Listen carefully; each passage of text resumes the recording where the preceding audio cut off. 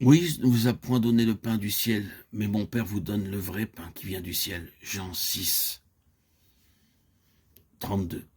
Là, en la présence des Juifs, Jésus dit, le pain de Dieu est celui qui descendit du ciel et qui donne la vie au monde. Je suis le pain de vie. Versets 33 et 35.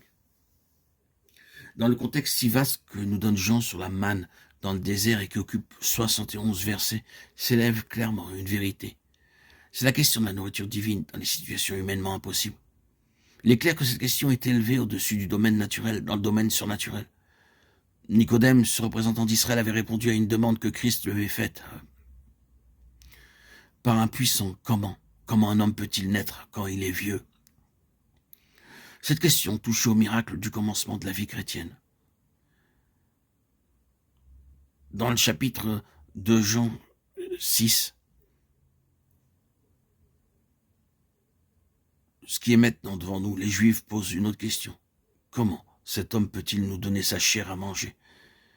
Au verset 52.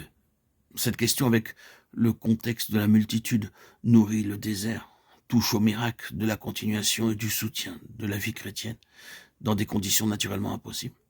Ce fait que Christ lui-même, qui est le pain de vie, maintient la vie du peuple de Dieu, alors qu'il n'y a que désolation spirituelle autour d'eux. Et premièrement, un miracle. Secondement, un fait. Et troisièmement, une preuve de la réalité de notre union avec lui. Ce miracle et ce fait sont prouvés par une longue histoire de l'énergie et de la persistance manifestée par tant d'enfants de Dieu qui n'avaient aucun moyen terrestre de support spirituel. Lorsque notre vie est concentrée sur Christ lui-même, et non seulement sur les appuis religieux, notre vie et notre marche seront un miracle. Peut-être est-ce l'une des manières par lesquelles l'Église fait connaître la sagesse infinie de Dieu aux principautés et aux puissances, et par laquelle nous sommes à la louange de la gloire de sa grâce. Rappelons-nous l'arrière-plan juif.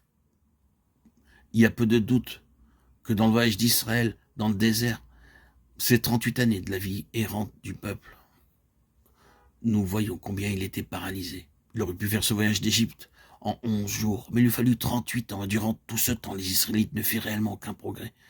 Ils étaient dans l'esclavage de leur propre vie personnelle, ils étaient impotents, des paralytiques impuissants, parce que leur vie personnelle les dominait.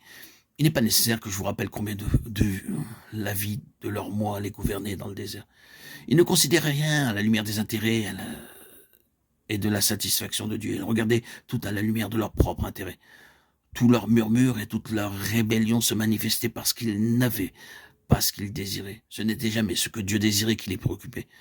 C'étaient des hommes simplement concentrés sur eux-mêmes. Leur vie du mois était leur lit, et n'étaient que des paralytiques couchés sur ce lit. Ils n'étaient jamais capables de se lever pour avancer directement dans le dessein de Dieu. Les membres du nouvel Israël céleste que nous sommes ont été délivrés de tout intérêt personnel pour entrer dans les intérêts de Dieu, qui ont été mis sur leurs pieds spirituels par Jésus-Christ, et marchent dans la force sur le chemin du Seigneur. Ces membres du nouvel Israël sont des hommes délivrés de cette impotence et qui sont mis sur leurs pieds spirituellement.